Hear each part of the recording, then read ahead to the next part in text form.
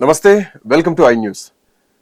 భారత ఉపరాష్ట్రపతి ధన్కడ్ అనూహ్య రాజీనామా తర్వాత ఇప్పుడు ఆ స్థానంలో ఎవరు కూర్చోబోతున్నారు, భారత ఉపరాష్ట్రపతిగా ఎవరికి అవకాశం దక్కబోతోంది అన్న చర్చ దేశవ్యాప్తంగా నడుస్తోంది.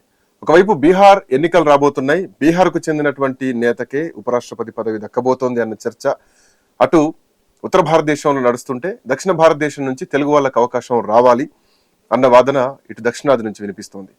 సో ఇట్లాంటి నేపథ్యంలో ముఖ్యమంత్రి రేవంత్ రెడ్డి కూడా తెలుగు వాళ్ళకి అవకాశం రావాలి, ఉపరాష్ట్రపతిగా గతంలో వెంకయ్యనాయుడు చేసిన తర్వాత ఆయనకు పూర్తి స్థాయిలో అవకాశం ఇవ్వలేదు, మళ్ళీ వెనక్కి పంపించారు. సో ఇప్పుడు తెలుగు వాళ్ళకి అవకాశం రావాలి. హిందీ భాష తర్వాత అత్యంత ఉపయోగకరంగా భారతదేశ వ్యాప్తంగా ఉండేటువంటి భాష హిందీ తర్వాత తెలుగు భాష.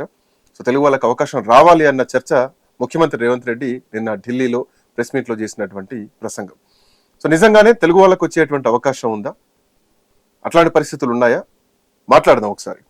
ఇదే అంశం పైన మనతో పాటు మాట్లాడడానికి I news editorial director doctor Gattika Vijay Kumar గారు మనతో పాటు ఉన్నారు. సో ఆ విశ్లేషణ చూద్దాం. సార్ నమస్తే. నమస్తే. సో తెలుగు వాళ్లకు భారత ఉపరాష్ట్రపతి అయ్యే అవకాశం ఉందా అంటే ఉంది. గతంలో వెంకయ్యనాయుడు మనం చూసాం. సో ఇప్పుడు ఇంకొక అంశాన్ని ముఖ్యమంత్రి రేవంత్ రెడ్డి ప్రస్తావనలోకి తీసుకొచ్చారు. సో దక్షిణాది నుంచి తెలుగు వాళ్ళకి అవకాశం రావాలి అని. సో అట్లాంటి వాళ్ళు ఉన్నారా, ఉంటే ఎవరున్నారు అన్నది ఒక చర్చ ఇప్పుడు నడుస్తుంది. ఎట్లా చూడొచ్చు సార్?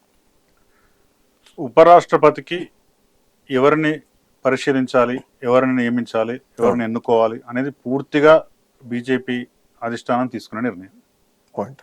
నరేంద్ర మోడీ గారి నాయకత్వంలో ఆ పార్టీ ఆర్ఎస్ఎస్ నుంచి వచ్చే ప్రతిపాదనలు ఇవన్నీ పరిగణలోకి తీసుకునే అంశం.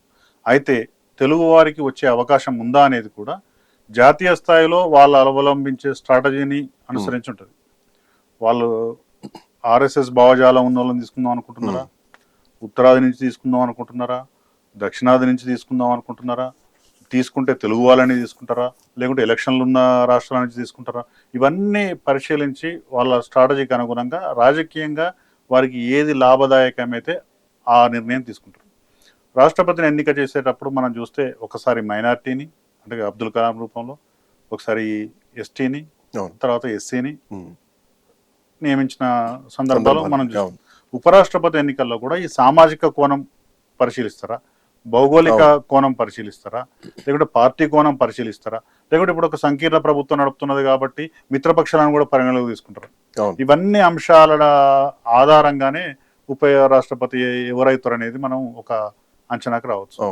ఫస్ట్ బీజేపీ అధిష్టానం ఏ నిర్ణయం తీసుకుంటుంది? ఉత్తరాది వారిని పెడదాం అనుకుంటుందా, దక్షిణాది వారిని పెడదాం అనుకుంటుందా, పెడితే బీసీని పెడుతుందా, ఎస్సీని పెడదాం అనుకుంటుందా, ఎస్టీని పెడదాం అనుకుంటుందా, ఎవరైనా పర్లేదు అనుకుంటుందా, ఆర్ఎస్ఎస్ భావజాలం ఉన్న వాళ్ళని పెడుతున్నాం అనుకుంటుందా, ఎవరైనా పర్లేదు అనుకుంటుందా, సొంత పార్టీ వాళ్ళని పెడదాం అనుకుంటున్నదా, మిత్రపక్షాల నుంచి ఎవరైనా పెడదాం అనుకుంటుందా, ఇవన్నీ అంశాల మీద ఒక క్లారిటీ ఆ పార్టీకి వచ్చిన తర్వాత మనకు వస్తుందా రాదా, ఎవరికి వస్తుంది అనేది ఒక అంచనాకు రావచ్చు. అంటే ఫస్ట్ లేయర్ లో అది ఉంది ఆలోచన.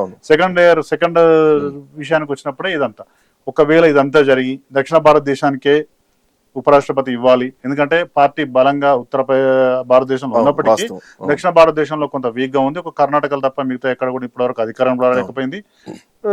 ఆంధ్రప్రదేశ్ లో ఒక సంకీర్ణ ప్రభుత్వంలో భాగస్వామిగా ఉంది. తెలంగాణలో కూడా అధికారంలోకి రావాలనుకుంటున్నది. ఈ నేపథ్యంలో అటు తమిళనాడులో, కేరళలో కూడా ఈ పార్టీ ఎదగాలని భావిస్తున్నది.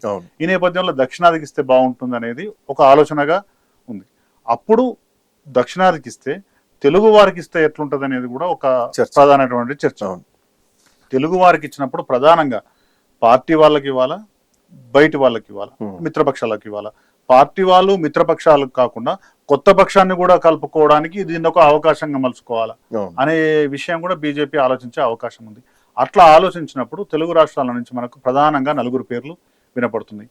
ఆర్ఎస్ఎస్ భావజాలము, బీసీ వాదము రెండూ కలగలిపి పార్టీ సీనియర్కి ఒకరికి అవకాశం ఇవ్వాలంటే బీజేపీలో మొదటి తరం నాయకులు బండారు దత్తాత్రేయ గారు మనకు చాలా సిద్ధంగా ముఖ్యమంత్రి కూడా ఒక సందర్భంలో ప్రస్తావించారు. అయితే బండారు దత్తాత్రేయ గారిని ఉపరాష్ట్రపతి చేయాలి అని రేవంత్ రెడ్డి గారు ప్రతిపాదించినప్పుడే ఢిల్లీలో ఏదో జరుగుతుంది, something is going on, Telugu వాళ్లకు ఉపరాష్ట్రపతి ఇచ్చే అవకాశాలు కనిపిస్తున్నాయి, అందుకే రేవంత్ రెడ్డి బండారు దత్తాత్రేయ పేరు చెప్పాడు అనే ఒక అభిప్రాయాలు కూడా వ్యక్తం అవుతున్నాయి.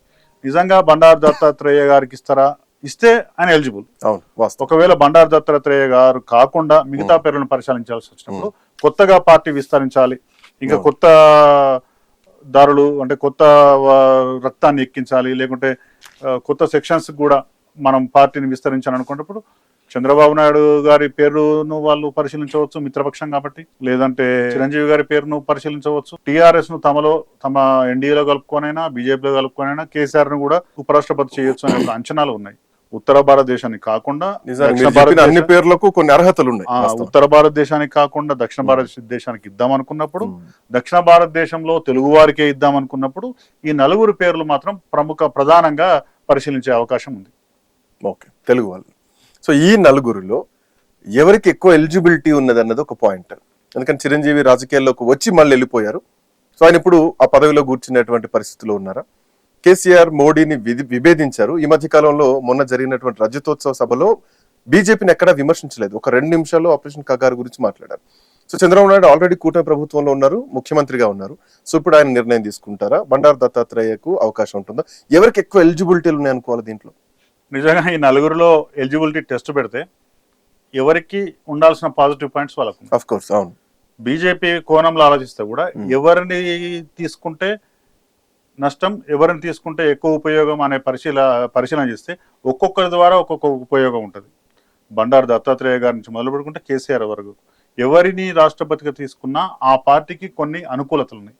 ప్రధానంగా మనము పార్టీ వారిని తీసుకోవాలి. ఫస్ట్ నుంచి పార్టీలో ఉన్న వాళ్ళను వాళ్ళకి అవకాశం ఇవ్వాలి. ముఖ్యంగా బీసీ వర్గాలను మనం ప్రోత్సహించినట్టు కనిపించాలి. ఎందుకంటే తెలంగాణలో మేము అధికారంలోకి వస్తే బీసీని ముఖ్యమంత్రి అంటున్నారు. బీసీలకు ఇప్పటివరకు ప్రధాన పదవి ఏది ఇయ్యలేదని ఒక విమర్శ కూడా బీజేపీలో ఉంది.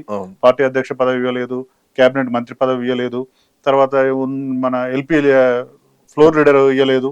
ఈ మూడింటితో పాటు ఉన్న గవర్నర్ పదవి కూడా తీసేశారు. ఇంతకుముందు విద్యాసాగరరావు గారు ఉండే, ఆయన పదవి పోయింది. దత్తాత్రేయ గారు ఉండే మొన్నటి వరకు, వారిని కూడా ఆ పదవి కూడా పోయింది. ఈ నేపథ్యంలో తెలంగాణ బీసీకి సంబంధించి కొంత లోటు ఉంది పార్టీకి. బయటికి చెప్పుకోకపోయినా తెలంగాణ బీసీలు కొంత అసంతృప్తులు ఉన్నారనే విషయం పార్టీకి ఫీడ్బ్యాక్ ఉంది. కాబట్టి దత్తాత్రేయ గారిని కనుక పెడితే అటు ఆర్ఎస్ఎస్ నుంచి వచ్చిన వ్యక్తి అవుతాడు, బీజేపీ మొదటి తరం నాయకుడు అవుతాడు. ఇప్పుడు దాదాపు 78 ఏళ్ల వయసున్న దత్తాత్రేయ గారికి ఒక గౌరవమైన రిటైర్మెంట్ కూడా దొరుకుతుంది. పార్టీకి ఇంతకాలం పనిచేసి 4 సార్లు ఎంపీగా గెలిచారు. వాజ్పేయి గారి ప్రభుత్వంలో పనిచేశారు, ఇప్పుడు నరేంద్ర మోడీ గారి ప్రభుత్వంలో పనిచేశారు. ఇప్పుడున్న పార్టీలో తెలుగు వారందరిలో కూడా వెంకయ్యనాయుడు గారి తర్వాత అత్యంత సీనియర్ బండారు దత్తాత్రేయ కాబట్టి ఫస్ట్ ఛాన్స్ తెలుగు వారికి ఇస్తే ఖచ్చితంగా బండారు దత్తాత్రేయ గారిని పరిశీలించే అవకాశం 100కి 100 పాళ్ళు ఉంటుంది. పార్టీ వారికి, ఆర్ఎస్ఎస్ భావజాలం ఉన్న వారికి, బీసీ వర్గానికి, సీనియర్ కు ఇవ్వాలి కనుక బీజేపీ అనుకుంటే అందులో బండారు దత్తాత్రేయ గారు ఫస్ట్ ప్లేస్ లో ఉంటారనే దానిలో ఏమాత్రం సందేహం. ఎగ్జాక్ట్లీ. ఇక మిగతా 3 పేర్లు పరిశీలిస్తే మోస్ట్ ఎలిజిబుల్ చంద్రబాబు నాయుడు అవుతాడు. చంద్రబాబు నాయుడు గారిని కనుక ఉపరాష్ట్రపతిని చేస్తే అది బీజేపీకి చాలా రకాలుగా లాభం. అయితే ఇక్కడ ఒకటే ఒక సమస్య ఏంటంటే చంద్రబాబు గారు ఒకసారి ఉపరాష్ట్రపతి కావడం అంటే క్రియాశీల రాజకీయాల నుంచి తప్పుకున్నట్టు. మనం గమనిస్తే వెంకయ్యనాయుడు గారు కూడా చాలా ఇష్టంగా, చాలా బాధగా, ఎంతో ఆవేదనతో ఉపరాష్ట్రపతి పదవి తీసుకున్నాడు. తనకు ఉపరాష్ట్రపతి పదవి కన్నా కూడా కేంద్ర మంత్రి పదవి చాలా ఇంట్రెస్ట్, లైవ్ పాలిటిక్స్ కాబట్టి. అప్పుడు ఒక కామెంట్ కూడా చేసిండు వెంకయ్యనాయుడు, నేను ఉమాపతిగా ఉందాం అనుకున్నా గానీ, ఉషాపతిగా ఉందాం అనుకుంటున్నా గానీ ఉపరాష్ట్రపతిగా ఉందాం అనుకోలేదు అనే ఒక కామెంట్ కూడా చేశాడు. దాంతోనే ఆయనకున్న బాధ ఏందో కూడా మనకు కనిపిస్తుంది. అంటే ఉపరాష్ట్రపతి పదవి అనేది గౌరవమైన రిటైర్మెంట్ ఒక రకంగా చెప్పాలంటే రాజకీయాలు. ఇప్పుడు చంద్రబాబు నాయుడు ఆ రిటైర్మెంట్ కోరుకుంటున్నాడా కోరుకుంటలేడు అనేది ప్రధాన ప్రశ్న. అంటే ఒక వాదన ఏంటంటే ఈ 5 years టర్మ్ అయిపోకన్నా ముందే లోకేష్ ను ముఖ్యమంత్రిని చేసి తనను ఎస్టాబ్లిష్ చేయాలి రాజకీయాలలో. ఒక ముఖ్యమంత్రి స్ట్రేచర్ వస్తే తర్వాత రాజకీయాలు తనకు ఈజీ అయిపోతాయి, రాష్ట్రం అర్థం అయిపోతుంది, పార్టీ అర్థం అయిపోతుంది, ఈ రాజకీయాలలో ఈజీ ఉంటుంది అని చెప్పేసి ఒక వాదన ఉంది. అయితే ఇంత తొందరగా ఒక ఏడాదికే ఆయన పదవి దిగిపోయి లోకేష్కి ఇచ్చి ఆయన ఉపరాష్ట్రపతికి పోతాడు అనేది ఒక సమస్య.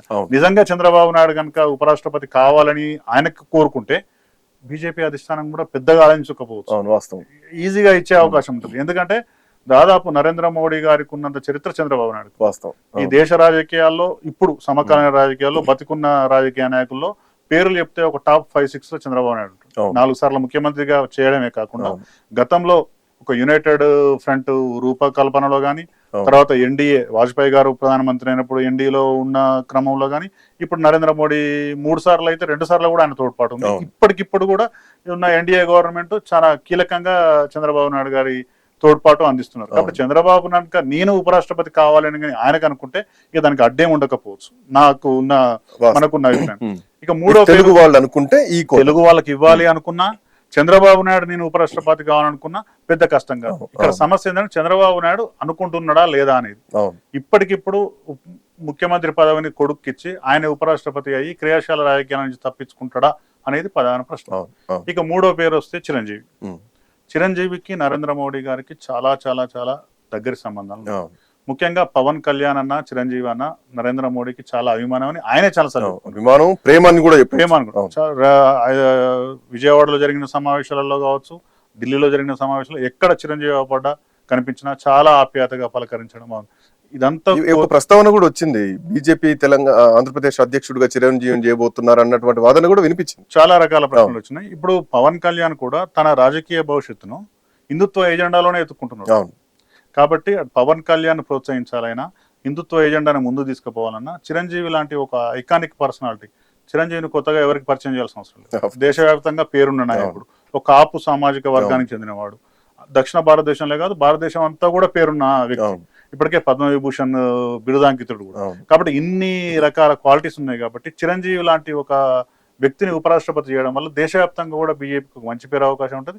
2 తెలుగు రాష్ట్రాల్లో ప్రభావం ఉంటుంది, తమిళనాడులో కూడా కొంత ప్రభావం ఉంటుంది. కాబట్టి చిరంజీవిని తీసుకోవడం ఆంధ్రప్రదేశ్, తెలంగాణలలో పార్టీని విస్తరింపజేయడానికి, దేశవ్యాప్తంగా ఒక పేరు రావడానికి ఉపయోగపడుతుంది. బీజేపీ ఆలోచించే అవకాశం పాలిటిక్స్ లో కూడా లేరు కాబట్టి. అయితే పాలిటిక్స్ లో ఇప్పుడు క్రియాశీలకంగా లేకున్నా రాజకీయ అనుభవం ఉంది. కేంద్ర మంత్రి ఆయన ఒక ప్రజారాజ్యం పార్టీని పెట్టాడు. పార్టీని పెట్టిన మొదటిసారి దాదాపు 20% వరకు ఓట్లు సంపాదించగలిగాడు ఉమ్మడి ఆంధ్రప్రదేశ్ లో. అంతేకాకుండా ఆయన రాజ్యసభ సభ్యునిగా చేసి కేంద్ర మంత్రిగా కూడా పనిచేసిన అనుభవం ఉంది. తర్వాత ఆయనకు కొంత పొలిటికల్ అంబిషన్ కూడా ఉంది. పాపం పవన్ కళ్యాణ్ లాగా సక్సెస్ కాలేకపోవచ్చు, కానీ పదవులు అవకాశాలు రాకున్నా ఆయనకు ఒక పొలిటికల్ అంబిషన్ ఎక్కడో కడుపులో మనసులో ఉంది. ఈ ఉపరాష్ట్ర పదవి కనుక ఆయనకు లభిస్తే ఆయన కూడా గౌరవమైన రిటైర్మెంట్ లభించినట్టు. ఎందుకంటే ఆయన వయసు కూడా 69-70 ఏళ్ళు. ఇప్పుడు 5 ఏళ్ళు కనుక ఆయనకు ఉపరాష్ట్రపతి అయితే ఆయన కూడా హాయిగా ప్రశాంతంగా చాలా గౌరవంగా రిటైర్మెంట్ అయ్యే అవకాశం ఉంది. అంబిషన్ ఉంది, కానీ సమీకరణాలు కుదరాలి. నిజంగానే తెలంగాణలో, ఆంధ్రప్రదేశ్ లో పార్టీని విస్తరింపజేసుకోవాలి, బీసీ వర్గాల్లో బాగా పేరు తెచ్చుకోవాలంటే ఖచ్చితంగా చిరంజీవి పేరును కూడా పరిశీలించే అవకాశం ఉంటుంది. ఇక 4వ పేరు కేసీఆర్. చంద్రబాబు గారికి ఎన్ని అవకాశాలు ఉన్నాయో కేసీఆర్ గారికి కూడా అన్ని అవకాశాలు. కేసీఆర్ గారు కూడా దాదాపు ఇప్పుడు 72 ఏళ్ళకి వచ్చారు. తను కూడా గౌరవంగానే రాజకీయాల నుంచి రిటైర్ కావాలనుకుంటున్న వ్యక్తి. తెలంగాణ సాధించిన పార్టీకి అధ్యక్షునిగా, తెలంగాణకు 2 సార్లు ముఖ్యమంత్రిగా, గతంలో కేంద్ర మంత్రిగా అనేక పదవులు అనుభవించి ఒక రాజకీయ అనుభవం, పాలనా దక్షత ఉన్న నాయకునిగా ఇప్పటికే పేరున్నది ఆయనకు. అయితే కేసీఆర్ను ఉపరాష్ట్రపతి చేయడానికి ముందు 2-3 స్టెప్స్, ఒక తంతు జరగాల్సి ఉంది. బీఆర్ఎస్ పార్టీ బీజేపీతో జత కలవడమో, అంటే ఎన్డీఏలో భాగస్వామి కావడమో, బీజేపీలో బీఆర్ఎస్ విలీనం కావడమో జరగాలి. అది ఇప్పటికిప్పుడు జరుగుతుందా లేదా అనేది ఆలోచించాలి. బీఆర్ఎస్ ఇప్పటికున్న పరిస్థితులలో తెలంగాణలో కాంగ్రెస్ పార్టీపై వ్యతిరేకత వస్తే మేమే మళ్ళీ అధికారంలోకి వస్తాం, అప్పుడు కేసీఆర్ ను 3వ సారి ముఖ్యమంత్రిని చేసి గౌరవంగా తన రిటైర్మెంట్ చేయాలనేది బీఆర్ఎస్ వర్గాల ఆలోచన. అట్లా కాకుండా ఉపరాష్ట్రపతి పదవి ఇచ్చి ఆ హోదాలో రిటైర్మెంట్ అయితే కూడా హుందాగానే ఉంటుందనే ఒక వాదన కూడా ఉంది. కానీ బీజేపీ, బీఆర్ఎస్ కలుస్తుందా, ఇండియాలో కలవడం కానీ విలీనం కావడం కానీ జరుగుతుందా, జరగదా, అసలు ఆ ప్రతిపాదన ఉందా, ఇవన్నీ అంశాలు ఉపరాష్ట్రపతి కేసీఆర్ కు వస్తుందా రాలేదా అనేది ఆధారపడి ఉంటుంది. ప్రధానంగా ఈ 2 పార్టీలు కలవాలి, మీరు ఎన్డీఏలో చేరాలి, ఎన్డీఏలో చేరిన తర్వాత ఆయనకు ఉపరాష్ట్రపతి ప్రతిపాదన పెట్టాలి. ఇదంతా సాధ్యమయ్యే పనేనా? బీఆర్ఎస్ ఇప్పటికిప్పుడైతే రాష్ట్రంలో మేము సొంతంగా అధికారంలోకి వస్తుందనే విశ్వాసంతో ఉంది. బీఆర్ఎస్ తో బీజేపీతో కలవము అని ఇప్పటికిప్పుడు చెప్తున్నారు. అంటే రాజకీయాలలో ఏదైనా సాధ్యం కావచ్చు. ఎందుకంటే గతంలో కూడా కేసీఆర్ థర్డ్ ఫ్రంట్ పెడతా అన్నారు, దేశ రాజకీయాల్లో చక్రం తిప్పుతా అన్నారు. బట్ ఇప్పుడు మనసు మార్చుకున్నది కూడా కొంత కనిపిస్తుంది. అయితే ఉపరాష్ట్ర పదవికి అర్హుడా కాదా అనే విషయం వచ్చినప్పుడు మాత్రం అవకాశం ఉందా లేదా అనేది బీజేపీ అధిష్టానం నిర్ణయం తీసుకుంటుంది, వాళ్ళు తీసుకుంటారు. అర్హుడా కాదా అనే విషయంకి వచ్చినప్పుడు మాత్రం సంపూర్ణ అర్హుడు. ఎగ్జాక్ట్లీ, అవును. ఎందుకంటే ఆయన ప్రూవ్డ్, ఆయన నిరూపించుకున్నాడు. నాయకునిగా, పాలనాధ్యక్షునిగా కేసీఆర్ ఆల్రెడీ నిరూపించుకున్నాడు. కొత్తగా రాష్ట్రం సాధించిన నిరూపించుకోవాల్సింది వ్యక్తి ఏమీ లేదు. ఇంకా. కాబట్టి ఖచ్చితంగా ఉపరాష్ట్రపతికి కేసీఆర్ కూడా అర్హుడు. ఈ నలుగురిలో ఎవరికి అవకాశం వచ్చినా కానీ తెలుగు ప్రజలు మాత్రం సంతోషిస్తారు. పార్టీలు ఏదైనా మన వారికి ఒకరికి అవకాశం వచ్చిందని. ఇవాళ ఉపరాష్ట్రపతికి దక్షిణాదిలో తెలుగువారి పేరు ఒక అవకాశం వస్తే భవిష్యత్తులో ఇంకా ఉన్నత పదవులకు కూడా తెలుగు వారిని పరిశీలించే అవకాశం ఉంది. ఒక పివి నరసింహారావు గారు లాగా, నీలం సంజీవ్ రెడ్డి లాగా తెలుగు వారు కూడా ఉన్నత స్థానాలు అధిరోహించే అవకాశం ఉందనే ఒక విశ్వాసం తెలుగు ప్రజల్లో కలుగుతుంది. నిజానికి ఇంట్రెస్టింగ్ అనాలిసిస్ ఇది. చూద్దాం, నిజంగా తెలుగు వాళ్ళకు ఒకవేళ అవకాశం దక్కితే బహుశా ఈ జానర్ లో ఏమైనా తీసుకుంటారా, కేంద్రం ఎట్లా నిర్ణయం తీసుకోబోతుంది అన్నది మాత్రం చూడాల్సినటువంటి అవసరం ఉంది. తప్పకుండా తెలుగు వారి ఆకాంక్షలకు సంబంధించిన అంశం కాదు ఇది. అవును, దక్షిణ బీజేపీ, అవును, ఆ బీజేపీ నాయకుల ఆలోచన, ఆర్ఎస్ఎస్ విధానాలు, వాళ్ళ స్ట్రాటజీ, వాటన్నిటితో మిళితమై వాటన్నిటితో లింక్ అయి ఉన్న సబ్జెక్ట్ కాబట్టి మనం ఆశించడం తప్పులేదు, ఆశాభావం వ్యక్తం చేయడం తప్పులేదు, మనకు కావాలని అడగడంలో తప్పులేదు. ఇస్తే తెలుగు ప్రజలు చాలా సంతోషపడతారని మాత్రమే మనం చెప్పగలం. సార్, ఇంకొక ప్రశ్న, తెలుగు వాళ్ళకి ఇస్తే అన్నది ఇప్పుడు దాకా మనం చేసిన చర్చ, బట్ తెలుగు ఇవ్వాల్సినటువంటి అవసరం బీజేపీకి ఉందా? ఎందుకంటే నెక్స్ట్ బీహార్ ఎలక్షన్స్ ఉన్నాయి కాబట్టి. డెఫినెట్ గా తెలుగు అంటే దక్షిణ భారతదేశంలో వాళ్ళు ఎంత ప్రయత్నించినా పార్టీ పెద్దగా విస్తరించడం లేదు. ఒక్క కర్ణాటకలో తప్ప ఇప్పటివరకు ఎక్కడ అధికారంలో వాస్తవం. కేరళలో, తమిళనాడులో ఇప్పట్లో అధికారం సొంతగా వచ్చే అవకాశం ఏమాత్రం లేదు. ఆంధ్రప్రదేశ్ విషయానికి వస్తే తెలుగుదేశం పార్టీతో పొత్తు, అంటే ఇప్పటి వరకు 10 అసెంబ్లీ ఎన్నికలు జరిగితే 6 సార్లు తెలుగుదేశం పార్టీతో పోటీ చేసింది. కాబట్టి ఆంధ్రప్రదేశ్ లో సొంతంగా అధికారంలోకి వచ్చే అవకాశం లేదు. తెలంగాణలో మాత్రమే అవకాశాలు ఉన్నాయి. తెలంగాణ అవకాశాలతో పాటు ఆంధ్రప్రదేశ్ లో మిగతా రాష్ట్రాల్లో కూడా కొద్దిగా పార్టీ ఇంప్రూవ్ కావాలంటే మాత్రం ఖచ్చితంగా తెలుగు వారికి ఇస్తే ఉపయోగపడుతుంది. మనం చెప్పుకున్న ఈ నలుగురు పేరు కూడా ఐకానిక్, దేశవ్యాప్తంగా పరిచయం ఉన్న పేర్లు, పాలనా దక్షులు, రాజకీయంగా కూడా అనుభవం ఉంది, అన్ని రకాలుగా అర్హులు వీళ్ళు. ఖచ్చితంగా బీజేపీకి అది లాభపడే అంశం. చూద్దాం ఎట్లాంటి పరిస్థితులు అవుతాయో. Anyway, thank you sir, thanks for the interesting analysis. So ఇది ఒకవేళ తెలుగు వాళ్ళకు అవకాశం ఉపరాష్ట్రపతిగా వస్తే ఈ 4 పేర్లలో ఎవరిని ఎంచుకుంటారు అన్నటువంటి ఒక చర్చ. చూద్దాం కేంద్రం ఎట్లా నిర్ణయం తీసుకోబోతుందో, ఉపరాష్ట్రపతి కుర్చీలో ఎవరిని కూర్చోబెట్టబోతోందో. మరో విశ్లేషణ